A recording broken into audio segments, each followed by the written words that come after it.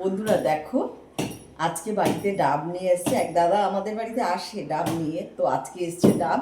আর ডাবগুলো এত ভালো, আমরা চারজনে চারটা ডাব খেয়েছি, আর প্রত্যেকটা ডাবের মধ্যেই মনে হয় শ্বাস আছে।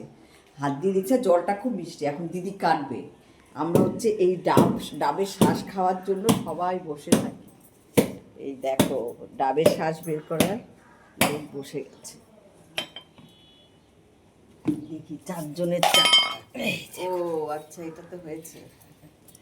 এই দেখো, কিন্তু জানো তো, ডাবের জলে শ্বাস হলে কিন্তু সেই জলের কোনো দাম থাকে না, ভালো না। রুগীর খেতে হলে একদম কচি ডাব খেতে হয়। এতে দেখো পুরো শ্বাস, এই ডাবগুলো আমাদের, এই জন্যই জলগুলি এত মিষ্টি।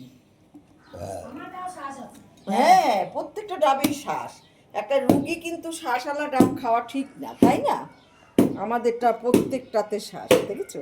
কিন্তু শ্বাসগুলো খেতেও ভালো লাগে, বলো? হ্যাঁ, খাবারটাও কাটি। এটা আমাদের বেশি হয়েছে।